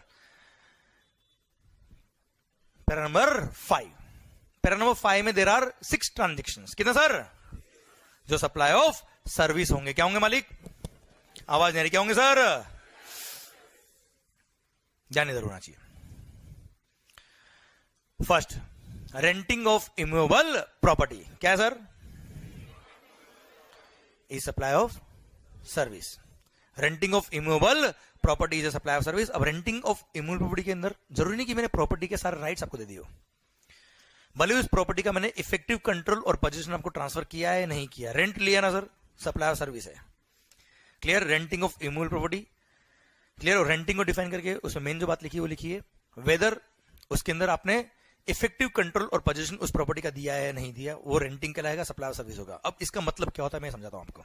For example, ये क्लासरूम हमने रेंट पे ले लिया, मान लो ये क्लासरूम हमने रेंट पे ले लिया, जो लैंडलॉर्ड है, जो ओनर इन प्रॉपर्टी का, क्या अभी जो रनिंग क्लास उसमें आके बैठ जाएगा क्या? या रनिंग क्लास में आके बोलेगा क्लास खाली करो, ऐसा है क्या? कि अभी क्लास मत लो सर मेरी इच्छा है, ऐसा बोल सकता है क्या? नहीं, हमारी इच्छा होगी तब हम क्लास चलाएंगे, हमारी इच्छा होगी तब क्लास बंद करेंगे सर। इसमें ओनर का कोई रोल नहीं है। क्लियर? तो उसने हमको इस प्रॉपर्टी का इफेक्टिव कंट्रोल और पोजीशन दे दिया, तो भी रेंट पे है ना, सब खरीदा तो है नहीं हमने प्रॉपर्टी, सप्लाई सर्विस है। सेकंड, अगर इफेक्टिव कंट्रोल पोजीशन नहीं देता तो भी सप्लाई सर्विस होता है, रेंटिंग में कवर होता है। एग्जांपल, ये जो बिल्डिंग है, इसकी रूफ पे, छत पर आपको पता है एयरटेल का टावर लगा हुआ है, पता है? ओके, तो एयरटेल का टावर लगा, अब पता पड़ा? ओके सर, मैंने कहा ना आपको जो नहीं पता होता है वो मेरे को बताना बहुत इजी होता है। तो सर इस बिल्डिंग के ऊपर मान लो एयरटेल का टावर लगा हुआ है सर। अब मान लिया ना सर आपने, जबरदस्त माहौल। अब देखो, अब और जबरदस्त पढ़ाऊंगा मैं आपको सर। अब एयरटेल ने जब हमसे कॉन्ट्रैक्ट किया होगा, अच्छा जिसकी मर्जी हो टावर लगा जाए, ऐसा? बिल्डिंग हमारी है, क्लियर? हमने उसको कॉन्ट्रैक्ट पे दिया होगा, तो हमने उसको रेंट पे दिया सब। Airtel will pay us rent, clear? पर एयरटेल ने ऐसी कोई कंडीशन नहीं लगाई ना, हमारे बीच में ऐसी कोई कंडीशन कि आप छत पे नहीं जा सकते हो। टावर लगाया, छत पे जाना, जाओ, घूमो फिरो, टावर पर लटक जाओ, हमें कोई दिक्कत नहीं है सर। मतलब हमने उस एरिया का इफेक्टिव कंट्रोल और पोजीशन एयरटेल को नहीं दिया, पर फिर भी वी आर चार्जिंग रेंट। बताओ supply of goods, supply service है या नहीं सर? रेंटिंग में कवर होता है, सप्लाई सर्विस है सर। क्लियर? डन, कोई खास बात नहीं, सिंपल सा पॉइंट था ये। Okay sir, para number 5 clause number B, दिल थाम के बैठना। This will be one of the best point of the day sir. माहौल जबरदस्त। बुक्स बंद करना सर, ध्यान पूरा इधर। ओके ओके, इधर schedule 2 para 5, schedule 2 para 5 clause number B, supply service पढ़ रहे हैं sir. Construction of a building, complex, civil structure or a part thereof, comma, including a complex or building intended for sale to a buyer wholly or partly, except where the entire consideration is received after issuance of completion certificate by the competent authority or its first occupation, whichever is earlier. माहौल माहौल जबरदस्त। अब बस बस रुलाओगे क्या हुए sir? शुरू शुरू में अच्छा लगा सर, आ रहा है आ रहा है आ रहा है, और ओके इसलिए बोला ना बेस्ट पॉइंट है सर। आप सुनो ध्यान से, टाइम लगेगा इसके अंदर। चलो एक काम करता हूँ, एक शानदार चीज सिखाता हूँ आपको मैं, मस्त वाला माहौल जबरदस्त। लोग तो ऐसे खुश हुए कि सर पढ़ाई नहीं, अब पढ़ाई नहीं कराएगा, कुछ और ही बता। अरे सर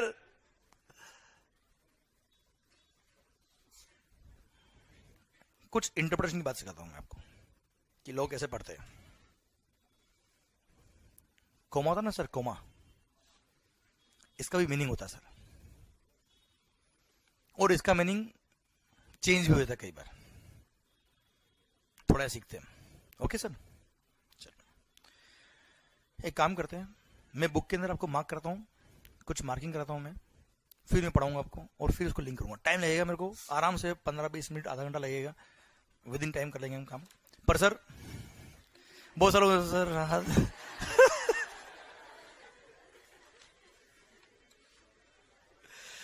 38 पेज नंबर 38 शेड्यूल 2 देखो आप, 37 पे शुरू हो रहा है। Schedule 2 para number 5 clause number B, page number 38। ये जो लैंग्वेज है ये डायरेक्ट लैंग्वेज है सर, जो मैं पढ़ा रहा हूं आपको, पढ़ना है इसको ध्यान से। पढ़े हम sir, construction of complex building, civil structure etcetera आपको मिला होगा हेडिंग में सर। ओके ध्यान से पढ़ना। अच्छा मैं जब बोलूंगा ये मार्क करना है तो ही मार्क करना, अभी मार्किंग मत करना सर इसकी, ठीक है? पढ़ो, construction of a complex building, civil structure और a part thereof, comma है क्या वहां पे? फिर इंक्लूडिंग लिखा है क्या सर? वो कोमा जो है ना सर, इंक्लूडिंग से पहले वाला कोमा, उसको हाईलाइट करना है सर अपने को, और जिसके पास हाईलाइटर नहीं है वो कोमा को राउंड मार्क करके एक हाईलाइट कर देना उसको सर। अच्छा, ऐसा राउंड मार्क मत करना कि कोमा ही हट जाए बेटा। ठीक है। पता बड़ा पेन किन से तब गया, कोमा कहा गया है ही नहीं। ओके सर, अब एक काम करो। अच्छा, बहुत सारे लोग तो सोच रहे अच्छा इस पूरी लाइन में कोमा सारे मार्क करने गया, बहुत सारे लोग सब। ओके, वापस पढ़ेंगे हम। Construction of a complex building, civil structure और a part thereof comma, including a complex or building intended for sale to a buyer wholly or partly, except where the entire consideration is received after issuance of completion certificate by the competent authority or its first occupation, whichever is earlier. ठीक है sir, अब ये मेरी guarantee है 15 minute मुझे दो, 15 minute के बाद जिस तरह से मैंने लाइन बोली है उस तरह से आप बोलोगे सर, मैं याद नहीं कराऊंगा। ठीक है सर, ओके। अब कोमा से पहले जो लिखा ना सर, उसको लिखो पार्ट 1, और कोमा के बाद जो पूरा लास्ट तक है विच एवर इज अर्लियर, वो है पार्ट 2। मतलब इस सिंगल पॉइंट को मैंने 2 पार्ट में डिवाइड कर दिया है। स्टार्ट जहां से हो रहा है वहां से लेके देयर ऑफ तक, कोमा से पहले, वो पार्ट 1 हो गया। इंक्लूडिंग से लेके लास्ट में विच एवर इज अर्लियर तक पार्ट 2 हो गया। बुक्स बंद, क्या नहीं सर? ओके सर, अभी इस पॉइंट को छोड़ दो। ठीक है, थोड़ी देर बात करते हैं दूसरी हम, फिर मैं इस पॉइंट को लिंक जहां करना है मैं कर दूंगा अपने हिसाब से। ओके सर, इधर ध्यान सर। यार एक चीज बताओ,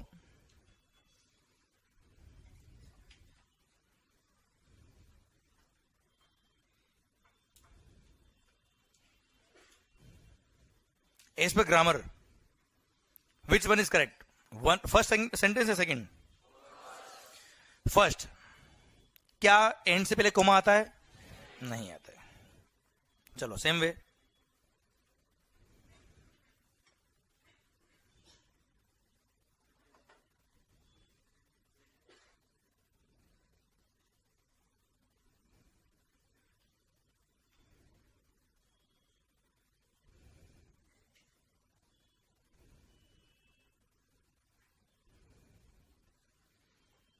यस सर, सेम वे इसमें भी हम बात करें तो first one is correct. Including से पहले कोमा नहीं आता। हम बोलते ना हमारा सिलेबस में बहुत सारे पॉइंट है यार, इंक्लूडिंग कस्टम, जीएसटी, ये वो सब कुछ, तो बीच में कोमा नहीं आता सर। ओके, तो एज पर ग्रामर बात करें तो sentence number 1 is correct in both the case. Okay, but while reading the buyer act,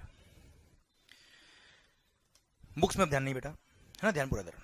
कुछ आउट ऑफ द वे जाके बात कर रहा हूं सो दैट आपको इंटरप्रेशन समझना है कि कैसे हम लॉ का इंटरप्रेट करते हैं और किस डेप्थ तक आपको जाना है। While reading the Bayer Act, I found that at some place end इस तरह से लिखा है and at some place end इस तरह से लिखा है। In the same act, एक जगह एंड से पहले कोमा था और उसी एक्ट में दूसरी जगह पर एंड से पहले कोमा नहीं था। कुछ जगह मैंने देखा इंक्लूडिंग से पहले कोमा नहीं था इन द सेम एक्ट, किसी दूसरे सेंटेंस में इंक्लूडिंग से पहले कोमा था। What does it mean? Typing error हो गया? What does it mean? Sir, rules of interpretation. Every sentence, every phrase, every word, every mark has got its own sense. It's not nonsense. ये rules of interpretation, sir. These are rules of interpretation. सुनो ध्यान से। आपने वो एक law के अंदर chapter देखा होगा, इंटरप्रिटेशन ऑफ स्टैच्यू, जो समझ में बहुत मुश्किल से आता है सर, वो समझ में आएगा अभी आपको। इधर ध्यान, इंटर में चला गया अभी सर, तो आप जब इंटर में थे तब था नहीं, आप फाइनल में आए तो अब इंटर में आ गया माहौल सर।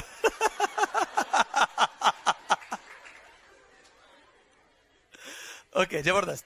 तो सर इधर ध्यान, कई बार इस तरह की चीजें जिंदगी के लिए मजाक भी होती है और कई सारी चीजें मजाक होने से बच जाता सर, तो ये अच्छा ही हुआ आपके लिए। इधर ध्यान, तो सर अगर सेम एक्ट में इस तरह के वर्ड्स मिलते हैं, it means these are intentionally put in. Rules of एडजम जर्नलिस्ट क्या बोलता है?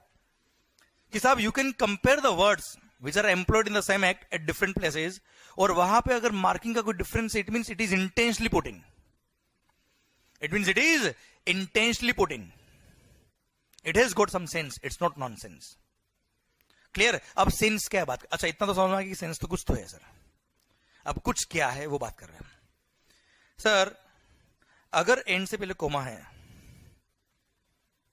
या इंक्लूडिंग से पहले कोमा है, दोनों का सेम मीनिंग है सर, तो इट मीन्स बीच में यहां पे इन्होंने एक ब्रेक लगा दिया है। सेंटेंस खत्म नहीं हुआ है, फुल स्टॉप नहीं है, सेंटेंस कंटिन्यू हो रहा है, थीम कंटिन्यू हो रहा है, पर बीच में एक ब्रेक लग गया, और उस ब्रेक के लगने की वजह से यहां पे जो लिखा है वो यहां पे अप्लाई नहीं होगा। अगर यहां पे कोई कंडीशन या रेस्ट्रिक्शन लगाई है, मैं इसके एग्जांपल देकर समझा दूंगा आपको, अभी जल्दी मत करो, आप सुनो ध्यान से, अनिकेत जल्दी मत कर सर। अगर सुनो ध्यान से, अगर यहां पे कोई कंडीशन या रेस्ट्रिक्शन लगा दी है, क्या बोला सर, सॉरी, अगर कोमा के बाद एंड है, तो इसका मतलब ये है कि सेकंड पैरा में, सेकंड पार्ट में, पार्ट नंबर 2 में अगर कोई कंडीशन लगाई है, अगर कोई कंडीशन यहां लगा दी है, तो कंडीशन पार्ट 1 पे अप्लाई नहीं होगी। मतलब सर यहां पे अगर कोई रेस्ट्रिक्शन है तो केवल इधर ही अप्लाई होगी, आगे अप्लाई नहीं होगी। पर अगर यही कोमा नहीं होता तो यहां पे अगर कोई रेस्ट्रिक्शन है तो वो दोनों जगह अप्लाई होगी, दोनों पॉइंट पे अप्लाई होगा। क्लियर? यहां पे same way, including same point, यहां कोमा लग गया, it means there is some separation. Sentence continue हो रहा है, थीम कंटिन्यू हो रहा है, प्रोविजन कंटिन्यू हो रहा है, पर बीच में एक ब्रेक आ गया, और उस ब्रेक की वजह से यहां पे अगर कुछ कंडीशन लगाई, कोई रेस्ट्रिक्शन लगाई, तो रेस्ट्रिक्शन या कंडीशन यहां पे अप्लाई नहीं होगी। और यही अगर कोमा नहीं होता तो यहां भी अप्लाई होता, यहां भी अप्लाई होता, जो भी रेस्ट्रिक्शन या कंडीशन है वो। क्लियर? ये मैंने आपको समझाया है, इसका एग्जाम्पल मैं अभी नहीं दे पाऊंगा आपको, क्योंकि मेरे को पॉइंट पढ़ाना है, पॉइंट पढ़ाने के बाद समझ में आएगा कि क्या इसका मीनिंग था एग्जैक्टली। पर हाँ, आई होप थोड़ा बहुत समझ में आ गया आपको सारी बात, कि कुछ तो है यार ऐसा कुछ। ठीक है सर, बात करते आगे हम। ओके, अभी इसका एग्जाम्पल देने के लिए मेरे को पहले पॉइंट समझाना है, इसलिए इसको दो पेंडिंग साइड में हटा दो, इसको हटाओ। अब अपन नॉर्मल जो पॉइंट पढ़ते वैसे पढ़ रहे हैं हम sir. Okay sir, construction of a complex building, civil structure और अ पार्ट देयर ऑफ। पहले ये बात करें, दो पार्ट थे ना सर, पार्ट 1 पार्ट 2। पहले पार्ट 1 सर, सर क्या नाम? यश। अरे मजा आ गया। तो सर मान लो मैंने आपके लिए कोई बिल्डिंग बनाई, यश टावर। सर यशवंत ने यश के लिए यश टावर बनाया सर। हाँ यही बात है सर, जब ऐसी बिल्डिंग बनाई सर, आप उस बिल्डिंग में एंटर होंगे दिमाग खराब हो जाएगा आपका सर, मतलब जबरदस्त, आपको लगेगा ये कहाँ गए हम, ऐसा। मतलब आपको, मतलब क्या बताऊं मैं, वो छोड़ अभी। अब पॉइंट ये है सर, पॉइंट ये सर कि यश टावर मैंने बनाया है, किसके लिए बनाया? यश के लिए। किसने बनाया है? मंगल ने। सर मंगल ने यश के लिए टावर बनाया, यश टावर। बताओ ये सप्लाई सर्विस है या नहीं है? मैंने इसलिए बिल्डिंग बनाई सर, बिल्डिंग बनाया, कॉम्प्लेक्स बनाया, सिविल स्ट्रक्चर बनाया, या उसको कोई पार्ट बनाया, बताओ क्या है ये? सर्विस है या नहीं? कोई डाउट इसमें सर? कोई डाउट नहीं। पार्ट 1 खत्म, पार्ट 2 जल्दी मत करना आप। चलो यार एक चीज और बताओ, मान लो मैंने अपने लिए एक बिल्डिंग बनाई, मंगल टावर। मान लो मैंने अपने लिए एक बिल्डिंग बनाई, नाम क्या है सर? बताओ। सप्लाई ऑफ सर्विस है क्या? आवाज नहीं आ रही। सप्लाई ऑफ सर्विस है क्या? मैंने खुद के लिए बिल्डिंग बनाई, बताओ सप्लाई ऑफ सर्विस है क्या? मैंने आपके लिए बनाई तो भाई मैंने आपको पढ़ाया सप्लाई ऑफ सर्विस है, मैंने खुद ने खुद को अमेंडमेंट पढ़ाया है, और भारी अमेंडमेंट, चलो 500 रुपए जीएसटी। अरे क्लियर, समझे मेरी बात? ओके, तो मैंने आपके लिए बिल्डिंग बनाई, सप्लाई ऑफ सर्विस। मैंने अपने लिए बिल्डिंग बनाई तो सप्लाई ऑफ सर्विस। पर सर मैंने अपने लिए जो बिल्डिंग बनाई मंगल टावर्स, इसमें 100 फ्लोर है, 100 फ्लैट है। चलो अब 100 फ्लैट्स मैंने बनाया इस बिल्डिंग में। क्यों बनाया सर? बेचने के लिए बनाया।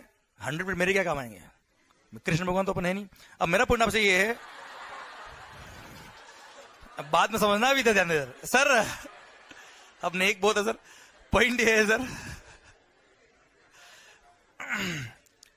कि सर 100 फ्लैट जो मैंने बनाया है बेचने के लिए बनाए होंगे सर। अब सर आप देखना कई बार, अच्छा मैंने फ्लैट का एग्जांपल लिया है, फ्लैट की जगह ऑफिसेज भी हो सकते हैं, कमर्शियल कॉम्प्लेक्स भी हो सकता है सर ये। ओके, जैसे ही बिल्डिंग बनना शुरू होता है या प्लान अप्रूव होता है, बुकिंग होना चालू हो जाता है, आपने देखा होगा सर। मान लो 100 फ्लैट्स में से 70 फ्लैट्स बुक हो गए बिल्डिंग कंप्लीट होने से पहले ही, और 30 फ्लैट्स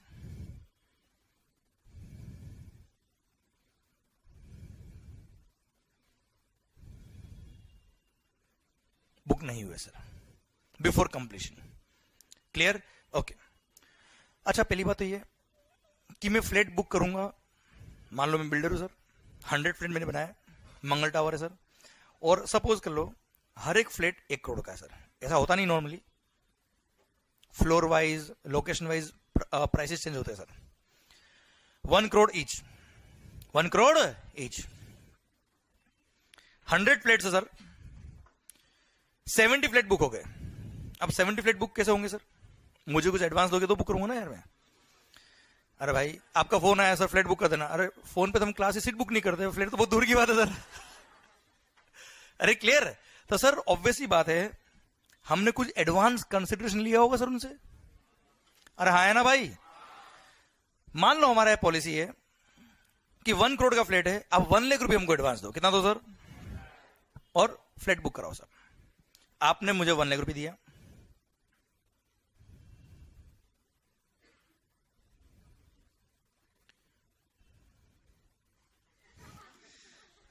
होता है ऐसा कई बार लाइफ में। वो 10:45 होने वाले ना सर।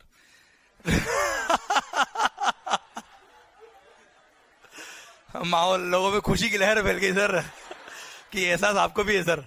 Okay great. तो सर पॉइंट ये कि 1 लाख रुपए each, rupees 1 lakh each received as consideration before grant of completion certificate by competent authority. अच्छा जीएसटी पर्पज के लिए बिल्डिंग को कंप्लीट तभी मानेंगे जब कंप्लीशन सर्टिफिकेट आ गया कॉम्पिटेंट अथॉरिटी से। अच्छा कॉम्पिटेंट अथॉरिटी कौन है ये बात करेंगे बाद में हम, ठीक है, बात कर लेंगे बाद में। अभी मेन पॉइंट बात है, मतलब कुल मिला के बिल्डिंग बनने से पहले, बिल्डिंग कंप्लीट होने से पहले आपने 70 फ्लैट बुक हो गए मेरे फ्लैट में से, मेरी बिल्डिंग में से 1 लाख ईच दे दिया। और मैंने बात करी 99 लाख रुपए जब मैं आपको पोजीशन दूंगा, चाबी दूंगा, तब मुझे पैसा देना, अभी नहीं चाहिए पैसा मेरे को। ओके तो मैंने 1 लाख ईच आपको दे दिया। कितना दिया सर? आवाज नहीं आ रही हो? Okay, rupees 1 lakh each received as consideration before grant of completion certificate by the competent authority. Clear? मतलब 70 फ्लैट बुक हो गए सर। और यहां पे लिख देता हूं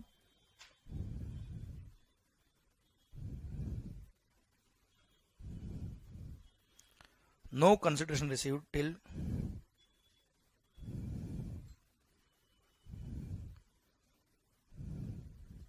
grant of completion certificate by the competent authority. कोई कंसिडरेशन में को रिसीव नहीं हुआ। अरे क्लियर है सर?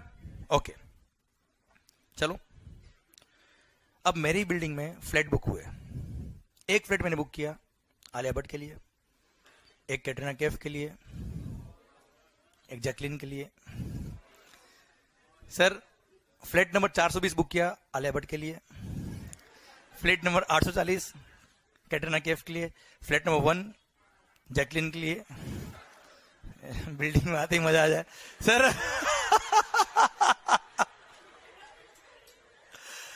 अब मान लो आपको फ्लैट बुक कराना है, समझना बात को ध्यान से सर। डिमांड है फ्लैट की सर। सर आप बिल्डिंग देखना है, फ्लैट देखना है, मैं क्या बोलूंगा? देखो ये फ्लैट किस लिए बन रहा है? जैकलिन के लिए। जैकलिन के लिए वो वाला बन रहा है, ये तो आलिया भट्ट के लिए। वो कैटरीना कैफ के लिए, ओके 420 840 फ्लैट नंबर 1, ओके या सर। तो आपने पकाया, मैंने भी पका दी बात बराबर। सर पॉइंट मेरा आपसे ये कि आप जब फ्लैट देखने आए, मैंने क्या बोला सर, ये फ्लैट बन रहा है किसके लिए, आलिया भट्ट के लिए, ये बन रहा है किसके लिए, जैकलिन के लिए, ये बन रहा है किसके लिए सर। ओके वो क्या, मैंने आपको उल्टा करके फिर दिखाई बिल्डिंग इसलिए, ओके अब सर, ओके पकाया पकाया, ओके सर। मतलब आप खुशी देखो इनके चेहरे पे बेटा, मेरी पोपड़ू इतना खुश हो रहा, हाँ मजा। इससे समझ में आता है आपकी भावना है क्या सर। ओके तो पॉइंट ये, आप जब फ्लैट देखने आए तो मैंने क्या बोला, फ्लैट नंबर 420 किसके लिए बन रहा है, इट मींस फ्लैट 420 मैं बना रहा हूं, मंगल बना रहा है किसके लिए, तो I am providing services to आलिया और नॉट, पॉइंट ये। आवाज नहीं आ रही हुई, is it supply of service or not. पर सर कोई बिल्डर टैक्स पे नहीं कर रहा था, बिल्डर्स का आर्ग्यूमेंट क्या था वो समझना आप ध्यान से, थोड़ा लीगल वे में जाते हैं। आप जब भी फ्लैट बुक कराते हो या ऑफिस बुक कराते हो तो देखना सेल एग्रीमेंट होता है सर। जब बिल्डिंग पूरी कंप्लीट हो जाती है, पूरा पेमेंट आप कर देते हो, वो पोजीशन जब आपको देगा तब रजिस्ट्री होती है, आपने सुना होगा, सेल डीड एग्जीक्यूट होता है सर। रजिस्टर्ड डॉक्यूमेंट जिसको बोलते हैं ना, रजिस्ट्री जिसकी होती है, वो हो गया सेल डीड। सर आपने जब फ्लैट बुक कराया तो सेल एग्रीमेंट हुआ, जब मैंने फ्लैट बेच दिया आपको, बिल्डिंग बनने के बाद पेमेंट सारा आ गया, ओनरशिप दिया, तब सेल डीड एग्जीक्यूट हुआ। इन दोनों में बेसिक डिफरेंस क्या है, सेल एग्रीमेंट मैंने एग्री किया है, 2 मिनट, यू आर करेक्ट है ना, पर मैं अलग वे से पूछ रहा था, मैंने एग्री किया आलिया फ्लैट नंबर 420 तेरे को बेचूंगा, बेचा नहीं है आलिया, फ्लैट नंबर 420 तेरे को मैं सेल करूंगा, आई एग्री। जब बिल्डिंग बन जाएगी, सारा पेमेंट आ जाएगा, रजिस्ट्री होगी, तो मैं आलिया को फ्लैट बेचूंगा, सेल डीड, डीड मतलब एक्ट, कर्म, एक्शन। सर क्या मैंने अभी बेच दिया है क्या flat, flat number 420 under construction जब है तो क्या मैंने बेच दिया है क्या, सेल डीड कब एग्जीक्यूट करूंगा मैं, एग्जीक्यूट कब करूंगा सेल डीड, बिल्डिंग बनने के बाद। और जब तक मैंने नहीं बेचा तब तक ओनर कौन है फ्लैट नंबर 420 का, मंगल भाई, फ्लैट नंबर 420 का ओनर कौन है, मैंने बुक कर दिया आलिया भट्ट के लिए, पर फिर भी मंगल ही मालिक है सर।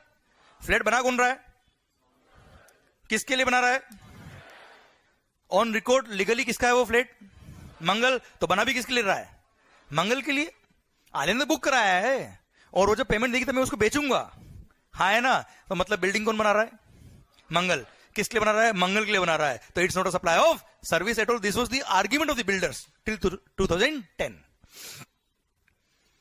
2010 तक no builder was paying service tax using this argument कि साहब मैंने तो एग्री किया है, बेचा थोड़े, और जब तक नहीं बेचा तब तक फ्लैट नंबर 420 का मालिक मैं, और मैं ही अपना फ्लैट बना रहा हूं, तो it's self service, self service is not chargeable to service tax, हाँ है ना।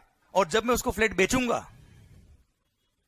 तो वो सेल ऑफ इमूवेबल प्रॉपर्टी होगा, और सेल ऑफ इमूवेबल प्रॉपर्टी पे सर्विस टैक्स नहीं था, और जीएसटी भी नहीं है, हम बात करेंगे बाद में।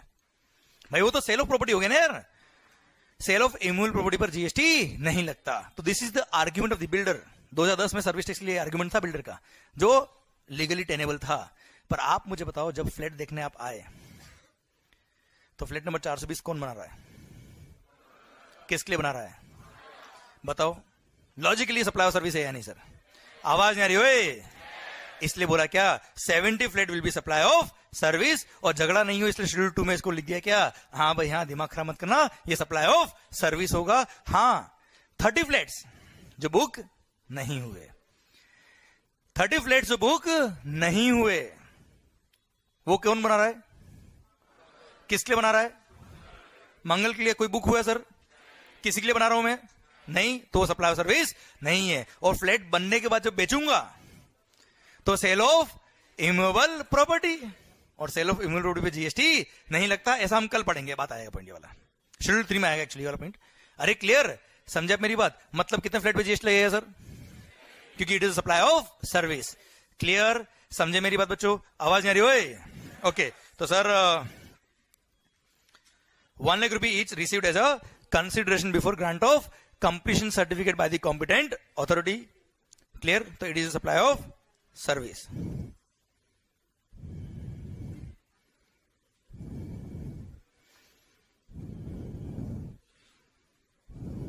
और ये नोट अ सर्विस। अरे क्लियर, पक्का? अच्छा, ये मैंने पूरा कवर नहीं किया अभी, और पूरा कवर करने में टाइम लगेगा, अभी टाइम है नहीं, जल्दबाजी, मुझे कुछ भी काम नहीं करना है, पढ़ाना नहीं है, ठीक है? तो रिमेनिंग पोर्शन हम कल पढ़ेंगे, पर ये टाइम आपको वो क्लिक करना है फोटो। एक बार इस स्लाइड को कॉपी कर लो सर आप। जहां शेड्यूल 2 मैंने बुक में दिया हुआ है आपको, ये पैरा आएगा, उससे पहले तक आपको पढ़ के आना है सर, सेम डे पढ़ना है। You can use the revision lecture to revise all this points.